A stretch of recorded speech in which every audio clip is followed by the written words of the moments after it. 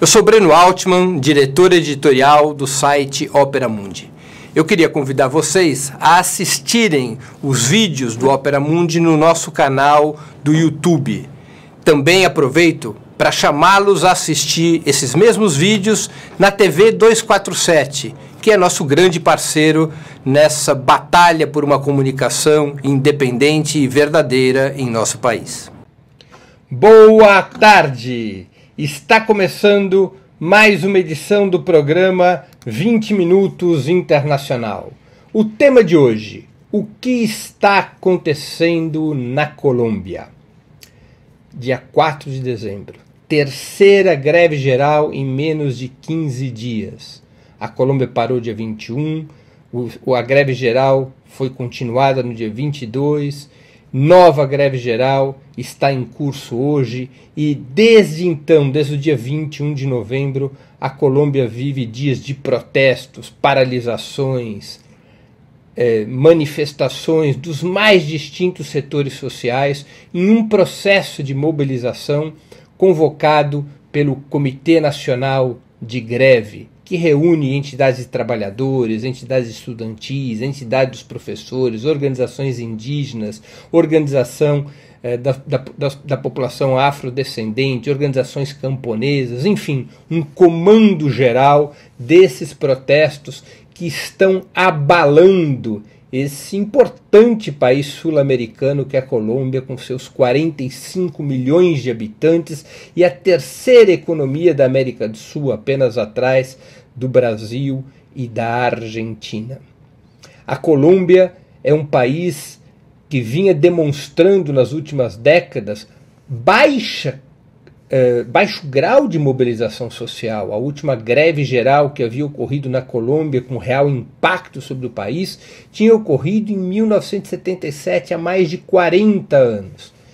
Desde então, a direita colombiana havia conseguido estabelecer uma forte hegemonia sobre aquele país, as forças de esquerda se fragmentaram, o movimento sindical também, as organizações sociais não tinham capacidade de mobilização geral e, evidentemente, o tema da guerra foi apropriado pela direita colombiana para tratar de dividir os trabalhadores e as forças progressistas, estabelecendo uma política de estigmatização das forças guerrilheiras, em especial das Farc, e com isso conseguindo fazer com que as camadas médias da Colômbia, aquelas que se concentram nas principais cidades do país, como Bogotá, Medellín, Cali, se posicionassem ao lado das forças mais conservadoras. Esse cenário decididamente parece estar mudando. Vamos falar um pouco sobre isso, para que entendamos o que ocorreu e o que ocorre na Colômbia. A Colômbia, a partir dos anos 90, do famoso Consenso de Washington, estabelecido em 1989, seguiu um caminho muito semelhante ao do Chile, o caminho da cartilha neoliberal. A partir dos anos 90 se estabelece na Colômbia aquilo que ficou conhecido como a abertura econômica. A abertura econômica não era outra coisa que não um nome simpático, dado àquela velha cartilha neoliberal que havia sido implantada no Chile de Pinochet a partir dos anos 70. Privatizações, desregulamentações, redução dos salários, dos direitos sociais, da previdência social, enfim, um processo de precarização do país, de precarização do trabalho, de precarização das regras comerciais e trabalhistas, de venda das empresas estatais, de tal sorte que houvesse uma forte atração do capital internacional. A Colômbia busca enfrentar a crise econômica dos anos 80 através de uma fortíssima agenda neoliberal que desde então foi aplicada no país. A Colômbia até havia sido pouco afetada pela crise dos anos 80. Claro, também viveu a crise da dívida externa, a estagnação e a inflação daquele período, mas a economia colombiana conseguiu sobreviver por conta das atividades comerciais ilegais, fundamentalmente a partir do narcotráfico. O narcotráfico garantia uma injeção de recursos na economia colombiana desde então e até hoje, que permitia que as contas do país, em termos de divisas internacionais, se mantivesse menos fragilizada do que de outros países da região.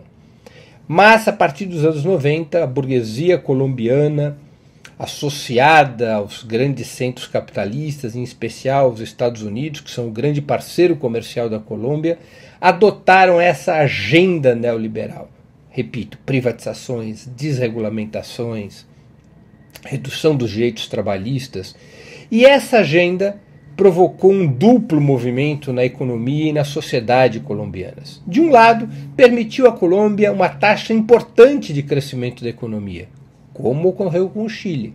A economia colombiana, especialmente a partir de 2000, entre 2000 e 2013, cresceu uma média de 6% ao ano, um crescimento potente que parecia inclusive apontar que não demoraria muito para a Colômbia ultrapassar a economia argentina e se transformar na segunda economia da América do Sul. A Colômbia consegue esse período de crescimento econômico fundamentalmente à base da atração dos capitais internacionais, além do papel que o narcotráfico continuaria a jogar na economia colombiana. Muitos capitais foram investidos nas privatizações colombianas, houve uma enorme expansão do setor de serviços, em especial do setor financeiro, que responde por 20% da economia do país, e isso foi gerando esse período que é conhecido como o milagre colombiano, ou seja, um período de crescimento contínuo sob a égide dos governos de direita, sob a égide dos governos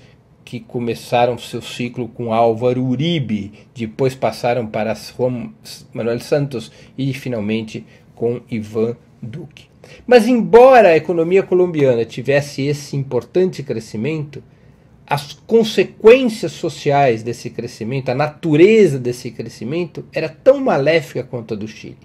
A concentração de renda no país, embora houvesse uma redução nesse período, uma redução da pobreza e da miséria, a concentração de renda no país cresceu assustadoramente. A Colômbia é o segundo país mais desigual da América Latina. Apenas o Haiti, o miserável Haiti, tem uma taxa de desigualdade, segundo o índice Gini, pior que a da Colômbia. A Colômbia é o sétimo país mais desigual do mundo. Mais desiguais que a Colômbia, somente o próprio Haiti e países africanos. A Colômbia é mais desigual que o Brasil, o que é um grande feito. E essa desigualdade provoca no país um tremendo mal-estar. É uma desigualdade cada vez mais gritante, em um processo pelo qual o 1%, o famoso 1% mais rico, vai concentrando toda a riqueza do país, enquanto o resto da sociedade vai empobrecendo e se precarizando. Mesmo com um crescimento tão forte nos primeiros 15 anos do século XXI, a Colômbia tem uma taxa de desemprego altíssima, de 2 dígitos, mais de 10%, segundo estatísticas mais rigorosas, mais de 13%. A Colômbia tem uma das maiores taxas de desemprego juvenil da região, que beira os 20%, entre pessoas entre 18 e 28 anos, beira os 20%. A Colômbia não tem estruturado nenhum sistema sólido de atendimento à saúde, de educação pública, e mesmo o sistema previdenciário é muito instável, muito irregular, muito exigente, pouco universalizado. A Colômbia, portanto, avançou no desenvolvimento econômico, no crescimento da economia por um padrão semelhante ao do Chile, precarizando o trabalho, concentrando renda e riqueza, concentrando a propriedade, retirando, especialmente dos mais jovens, perspectivas de evolução, perspectivas de prosperidade. Além do mais, a Colômbia tem suas características peculiares. O Estado Nacional nunca se construiu por todo o território colombiano. A situação no campo, no interior, a situação dos campesinos, dos camponeses é ainda pior. Não tem acesso a saneamento, não tem acesso à educação, não tem acesso à saúde, não possuem, enfim, serviços públicos ao seu alcance, são vítimas da brutal ação tanto dos latifundiários quanto dos narcotraficantes, que impõem sobre os camponeses sua violência, especialmente sobre os camponeses que plantam a folha da coca.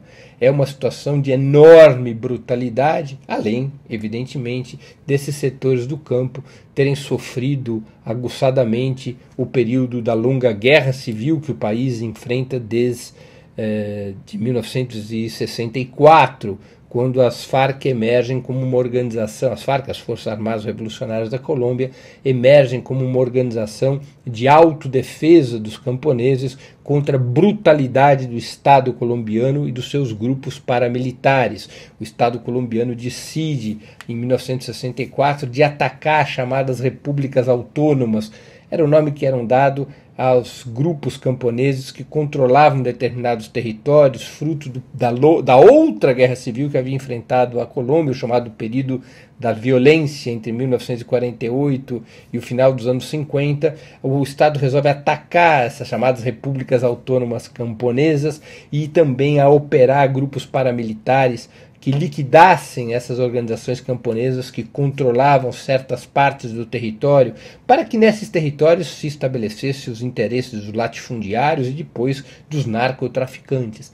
Nesse contexto surge a guerrilha, e a principal organização guerrilheira eram as Forças Armadas Revolucionárias da Colômbia. E a guerra, essa longa guerra civil, afetou muito a vida dos camponeses. Os camponeses foram vítimas da violência, da guerra, do deslocamento forçado, e gerou uma sociedade que foi acumulando desigualdades,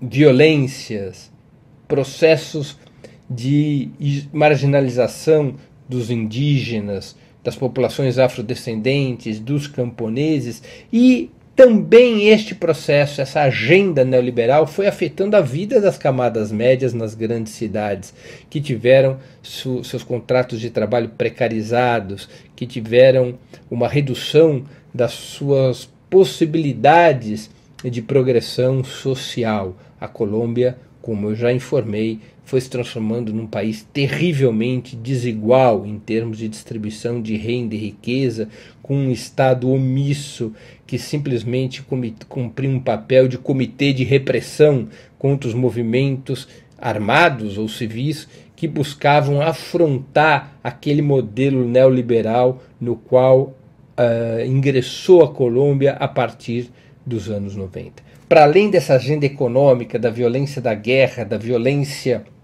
do Estado, do narcotráfico, dos grupos paramilitares, a Colômbia foi também estruturando um regime político que, na sua fachada, é uma democracia, mas que, na sua lógica concreta, é um Estado policial. A Colômbia desatou, para enfrentar as guerrilhas, desatou a construção de uma força repressiva oficial de extrema violência, concentrada pelo exército da Colômbia, e os grupos paramilitares, milícias, a soldo dos latifundiários, do narcotráfico e do próprio exército, que cumpriam tarefas repressivas que a lei proibia. Aquilo que a lei não permitia o exército fazer e que o exército não conseguia driblar no combate às guerrilhas e aos movimentos sociais, esse papel era cumprido pelos grupos paramilitares. Então esse foi o cenário que foi se construindo na Colômbia. Enquanto a guerra esteve vigente até o Acordo de Paz de 2016, a direita colombiana, o uribismo, liderados por Álvaro Uribe, que governou o país nos primeiros 8 anos do século XXI, depois sucedido por Santos e finalmente sucedido por Iván Duque, a direita conseguia, de certa maneira, neutralizar as camadas médias com o discurso de estigmatização da guerrilha, com o discurso que considerava as forças guerrilheiras, em especial as Farc, como o grande inimigo a ser combatido, porque as Farc seriam responsáveis por grande parte do narcotráfico, porque as Farc seriam responsáveis pelos sequestros, pela violência. E isso foi criando nas camadas médias, mesmo com a queda relativa do seu padrão de vida, mesmo com as perdas sociais que esses setores foram vivenciando, criava nas camadas médias uma certa anestesia. As camadas médias eram de alguma maneira cativadas por esse discurso contra a guerrilha e com isso a direita colombiana ia construindo maioria. Depois do acordo de paz em 2016, o acordo de paz entre as Farc e o governo, esse discurso guerreirista foi perdendo audiência. Até porque vastos setores das camadas médias foram se dando conta que o problema central não estava na guerrilha. A guerrilha abandonou suas armas, a guerrilha se assumiu um compromisso de reincorporação, a guerrilha passou a ser uma força civil, as Farc se transformaram num partido político, as Forças Armadas Revolucionárias da Colômbia se transformaram em força alternativa revolucionária do comum, um partido político pacífico que trava a luta por meios sociais e institucionais, e apesar de tudo isso, continuou a violência no país, a violência exercida pelos grupos paramilitares, pelo narcotráfico, pelos latifundiários, sob a proteção do governo. Nos últimos 3 anos, desde que foi assinado o acordo de paz, são mais de 1.000 assassinatos. São assassinatos, mais de 800 assassinatos de líderes sociais, indígenas e camponeses, e quase 200 ex-guerrilheiros assassinados cruelmente, já desarmados, desde que se assinou a paz. Isso foi provocando um giro nas camadas médias colombianas, que foram se dando conta de que o elemento central que levava o país a tanta violência, a tanta regressão social, a tanta infelicidade, não estava na guerrilha, mas sim no uribismo, no governo de extrema-direita liderado por Iván Duque. E essa transição das camadas médias, que também ocorreria entre as massas dos trabalhadores, propiciaria a criação desse bloco social que se colocou em movimento nos últimos anos e que finalmente se unifica para organizar essa incrível jornada de mobilizações que está em curso desde o dia 21 de novembro. Com base nesse cenário econômico e social que ocorrem os protestos. E os protestos na Colômbia são diferentes do que no Chile ou do que ocorreu em outros países. Não é provocado por uma medida do governo que leva a uma explosão espontânea das massas contra essa medida, como aconteceu no Equador, por exemplo, quando o governo de Lenín Moreno retirou o subsídio dos combustíveis e aumentou o preço da gasolina. Não é como no Chile, no qual o aumento da passagem do metrô também levou à mobilização e a repressão contra essa mobilização generalizou os protestos em todo o país. Não, na Colômbia é um processo diferente, é um processo mais organizado do que no Chile e no Equador, a título de exemplo. Na Colômbia se cria uma frente única das organizações sociais para convocar a greve geral do dia 21 de novembro. E é uma greve geral que funciona como um guarda-chuva, ou seja, ela não tem uma reivindicação única. A bem da verdade, ela nem apresenta propriamente reivindicações. É uma jornada de protesto contra o conjunto das políticas do governo. É uma jornada de protesto para que se cumpra o acordo de paz de 2016. Esse acordo não é cumprido pelo governo de Iván Duque. Iván Duque busca sabotar esse acordo, busca dificultar a reincorporação dos guerrilheiros das Farc, não avança em nada na reforma agrária, um elemento essencial dos acordos de Havana firmados em 2016, não avança nos projetos produtivos que possam facilitar a incorporação dos ex-guerrilheiros, não reforma o sistema político do país para permitir uma maior participação popular, uma maior democratização das decisões do país e o desmonte do Estado policial, das forças repressivas construídas durante o período da guerra contra as Farc. Então esse é um item, mas há outros itens fundamentais contra a reforma da Previdência que é planejada pelo governo Iván Duque, que é uma reforma da Previdência que substitui completamente o sistema de solidariedade e introduziria o país num sistema de capitalização individual, exatamente o modelo do Chile. Contra a reforma tributária que busca reduzir os impostos dos mais ricos, aumentar o imposto sobre a classe trabalhadora.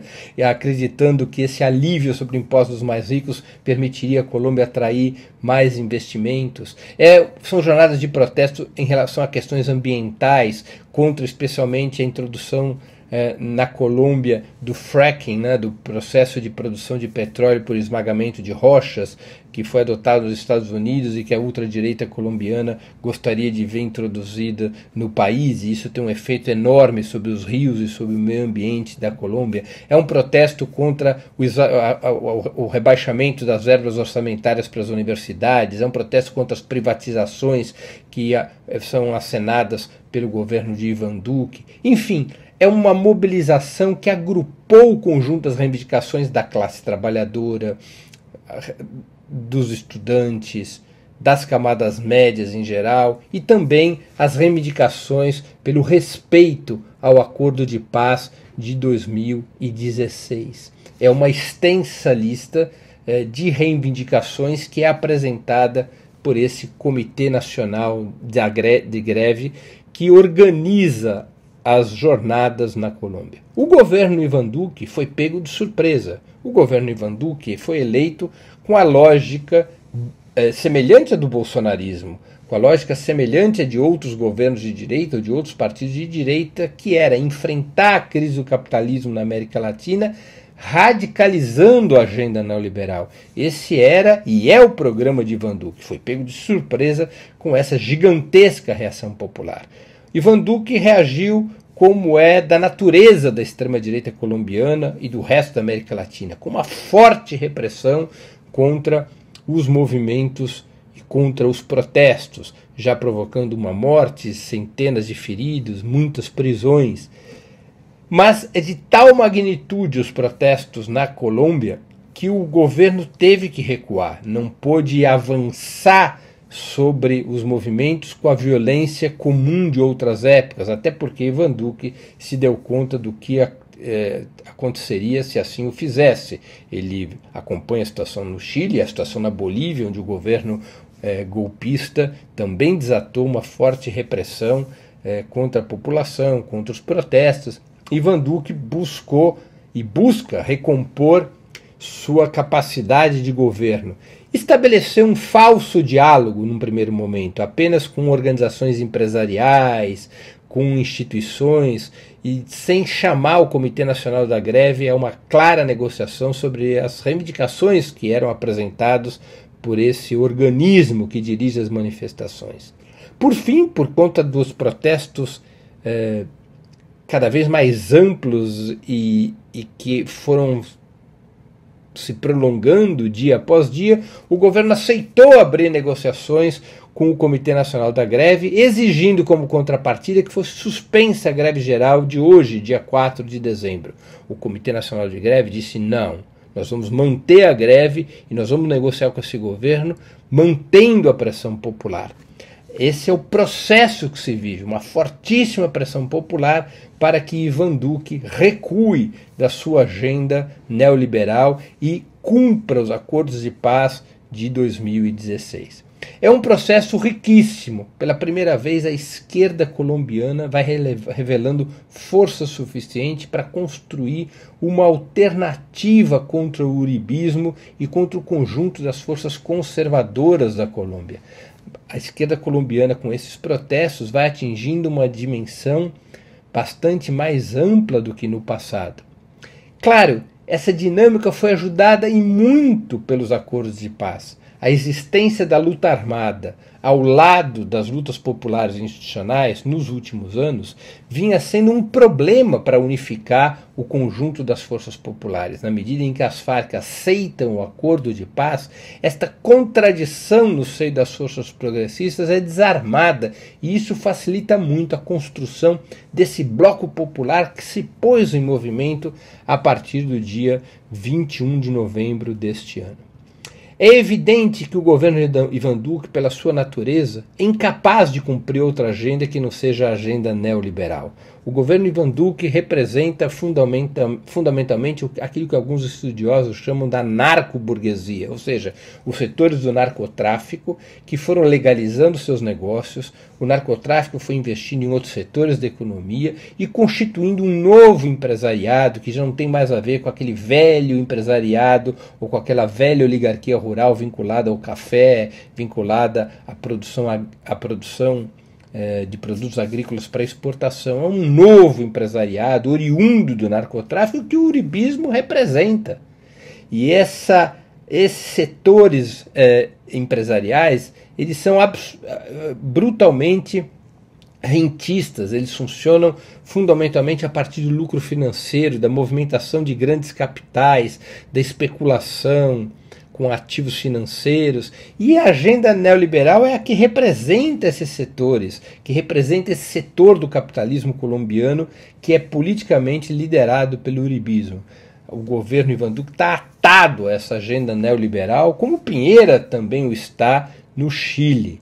E evidentemente que o que Ivan Duque trata de fazer é ganhar tempo, mas está numa situação complexa, porque se as reivindicações populares não forem atendidas, os movimentos podem se ampliar, podem continuar com força e podem transitar da luta pelo atendimento dessas reivindicações referentes à paz, ao meio ambiente, à luta contra a reforma da Previdência, a luta contra a reforma tributária, a luta contra as privatizações, e pode se transformar num movimento pela derrubada do governo Ivan Duque, um movimento que o leve ao canto do ringue, que derrube um governo que está descumprindo o acordo de paz, o que seria argumento suficientemente legítimo para conduzir um processo de impeachment, desde que haja muita pressão popular. Ivan Duque vive, portanto, um momento delicado, e o crescimento, a manutenção e o crescimento desses protestos populares pode levar o seu governo a uma encalacrada ainda maior, pode levar seu governo a uma situação de derrocada final, em um processo no qual as forças progressistas vão se afirmando como alternativa ao uribismo, vão construindo uma frente única das forças progressistas na luta, no combate social, servindo de exemplo para o conjunto dos países da América Latina, em especial para o Brasil. Concluo assim a exposição de hoje. Antes de encerrar o programa, duas mensagens. As clássicas duas mensagens do nosso final de programa. Primeira mensagem. Sugiro a vocês fortemente que façam sua assinatura no canal de Opera Mundi no YouTube. Nessa plataforma vocês tanto poderão acompanhar nossas transmissões ao vivo, quanto assistir edições anteriores dos programas 20 Minutos e dos demais programas da TV Opera Mundi. O YouTube é uma plataforma muito mais amigável para assistir vídeos, para fazer comentários e também para contribuir financeiramente com o canal do Opera Mundi através dos Superchats. E não se esqueçam, ao fazerem sua inscrição no canal do Opera Mundi no YouTube, de marcar o sininho. Marcado o sininho, vocês serão avisados todas as vezes que novos programas, nossos ou de nossos parceiros, forem ao ar. Segunda mensagem. Queria pedir a vocês que fizessem uma assinatura solidária de Opera Mundi. Assinatura solidária é um pequeno valor mensal que nossos leitores e espectadores pagam para que nós possamos ter os recursos necessários à sustentação e ao desenvolvimento de um jornalismo independente, de qualidade, crítico. A assinatura solidária é o que nos permite ter os recursos para a batalha cotidiana de ideias e informações contra a imprensa de direita, cada vez mais manipuladora e mentirosa. Vocês poderão obter informações sobre a assinatura solidária e realizá-la, porque é um processo simples e prático, no endereço www.operamundi.com.br/apoio. Eu vou repetir, www.operamundi.com.br/apoio. Façam agora mesmo a assinatura solidária. A assinatura solidária é o principal instrumento de financiamento de Opera Mundi. A assinatura solidária, por sua própria natureza, é um instrumento que garante a independência de Opera Mundi frente ao poder econômico. Termino assim o programa 20 Minutos Internacional desse 4 de dezembro de 2019. O que está acontecendo na Colômbia? Queria agradecer a audiência. Quem gostou do programa, por favor, o compartilhe, ajude na sua difusão. E nós voltaremos a nos ver na próxima sexta-feira, às 4h30 da tarde, nos canais de Ópera Mundi, no YouTube e no Facebook, com o programa 20 Minutos História. Até lá e um grande abraço.